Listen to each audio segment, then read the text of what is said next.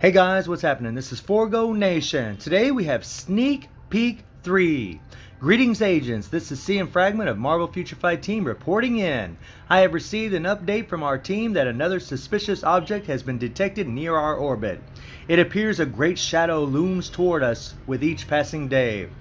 We have also managed to track down the starting point of the falling object from our previous report, and it seems to have come from a nearby planet. We have since detected that there has been an unusual surge of energy surrounding it in recent days. A satellite image should be popping up on your screen shortly. Then you take a look here and looky guys. Well, I guess it's confirmed Galactus is coming to the game. Now, we had that leak a little bit back where it said Galactus was going to be a GBR boss, so he still could be a playable character. I mean, but I do believe that leak is legit. Especially now, I mean, everything's just, so far things are just being confirmed, especially that, you know, that leak showed. So it is kind of a bummer because this would have been way more exciting if we wouldn't have already known this was coming, but it's still awesome, and I do love the picture. And read a little bit more here. A massive hand was seen around the planet. Who could this be? What do you think, agents? Enter the name of the being you believe owns this massive hand. And then you want to just copy this link and go into your Google browser. And then you want to, well, if I ever get up here, paste that there. Then you want to type in Galactus. You don't have to use a capitalized letter there, guys. I just did because of habit. It's a name. Then you hit the old search button. And then booyah! Look at what we got. So, yeah, guys, it's definitely looking like this is legit. Kind of figured the leak was legit, but yeah. So really exciting though still that Galactus is coming to the game. Really awesome. You know, I'm actually, you know, I've been thinking more about the GBR thing, and if they give good rewards, I mean, Master Mode's super fun. It really is fun. I just stopped playing it because the type enhancement thing rubbed me the wrong way as far as the legendary battles and getting those CT selectors. I just hated it. There's way too much RNG, but now that, you know, hopefully we'll be able to combine the type enhancement kits. Now I look forward to playing GBR even more. And having another GBR, I think that's going to be pretty freaking awesome. Now let's go back into the game. And let's talk about this guy. That's right, guys. Lash.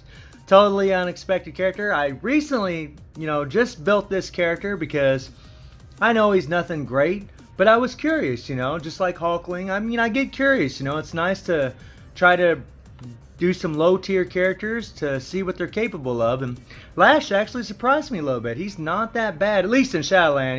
He's going to be terrible in World Boss, but in Shadowland, he's not too bad, especially if built properly. My Lash has 22,000 energy attack. He has 128 attack speed, which is almost max attack speed. 32 crit rate, 138 critical damage. Very low stats, guys. He has 45% ignore defense. Now that really needs to be maxed. And he has max skill cooldown. All of his gears are 20, no Urus. You know, that's something I like to do, especially with low tier characters. I don't really build them that well to show that they can still do it in Shadowland. And if you take a look at his tier 2 passive here, whenever he uses the skill Disintegrate, he gets a 4-second immunity. Now, his passive only gives him a 6-second cooldown, but the actual second skill has a 4-second cooldown. But the thing is, you're only going to get the immunity every 6 seconds. So that's something to keep in mind when using this guy, because he doesn't have any iframes in his skills at all. Now, this is pretty interesting. This is the Disintegrate skill. This is a skill that you're going to get your 4-second immunity on when he's at tier 2. At tier 1, guys, he's pretty terrible. You know, he needs to be tier 2. And he gets a freaking all defense down for 24 seconds that stacks up to 40%, guys. This stays up the entire time that you use him. That's pretty freaking awesome. I didn't even know this guy had an all defense down. So that is pretty cool. The third, nothing. His passive stacks all energy damage taken, and it gives him an attack buff for every 1% of damage taken, which is pretty nice, man. So when he's facing energy-based characters and he's taking damage from them, and it's on a 30-second cooldown, which kind of sucks, but when he's taking damage from them, he's got a 70% chance of rate when getting hit that he'll be accumulating damage from energy-based characters. That's pretty cool. And then the 4 has a 3-second stun. This is your only form of crowd control on him. And then the 5 is nothing. His leadership is quite nice though. 30% increase of energy attack to all allies. So if anything, he can be a leadership for other characters that are energy based. Now the rotation I like to use, guys, is you definitely want to start with that the second skill to get your 4-second immunity. And then you want to cancel it into, now the way I do is I cancel it into the 5th, and the 5th is going to guard break them. And then I go into the 1, and then I go into the 3. Then I hit the 4 at the last. Now 4 is that stun. Now that I think about it, now I already did the gameplay for the Shadowland, but now that I think about it, it'd probably be better to go start with your 2, and then use your 5th skill, and by the time that 5th skill is finished, their immunity isn't up. So you might want to go ahead and hit your 4 to get that stun, and then go into the 1, and then the 3, and then back into the 2. By the time you go back into the 2, that 4-second immunity will be up. Either way, guys, you'll see that I get it done doing 2, 5, 1, 3, 4. You get it done that way.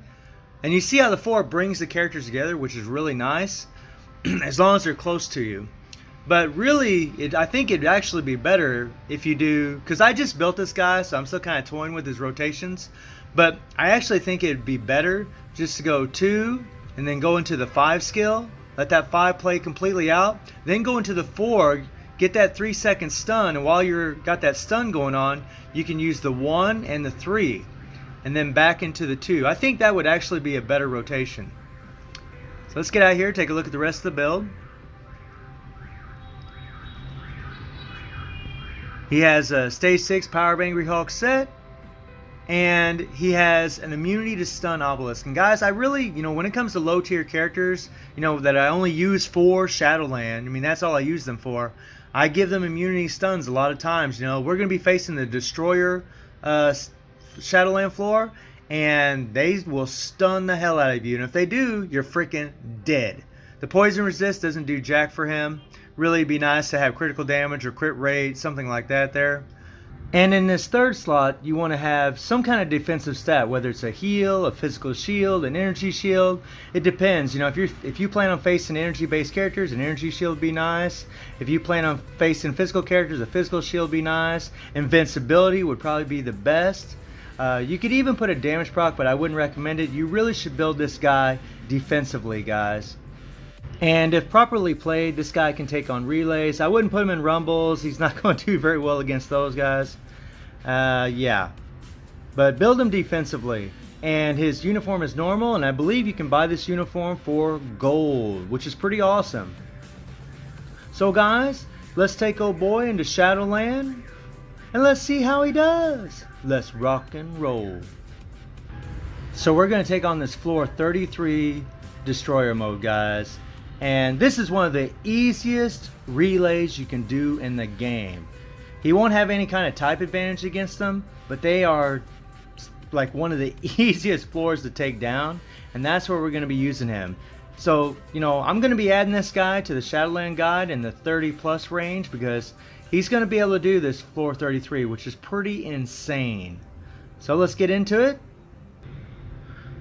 So again, guys, I'm going to be doing 2, 5, 1, 3, 4 for the rotation, but I really think you should do 2, 5, 4, 1, 3. I think that would be better, to be honest, because I will be taking damage throughout this fight. But the beautiful thing is, I don't have to worry about getting stunned, guys. That immunity stun really does make your life a whole lot easier. A whole lot easier. And you gotta see, man, he's tearing it up, We got a defensive build on this guy. Normal ranked uni. He's got a puny build. He's not built well at all. And he's taking this thing down. We have, just a little under 2 minutes and 30 seconds left, and he's almost down to halfway. So yeah, he's plenty strong enough to do this. I was actually quite surprised with old Lash. This guy can tear it up. Like I said, guys, though, you just want to put him in relays. You only want him facing 2 characters at once. He can do a rumble maybe, but man, I think it'd be pretty difficult. I think he'd be better off just going for the relays. But we took quite a bit of damage there. Not good, not good. And if we'd have been crowd controlling using that rotation I told you earlier, just doing 2-5-4 then 1-3, I don't think we would have took any damage hardly at all. So guys, let me know what you think about, the little sneak peek we got, and let me know what you think about Lash. So I hope you enjoyed the video. Thank you for watching. Y'all take care and have a good one. What actor plays Lash in Marvel's Agents of S.H.I.E.L.D.?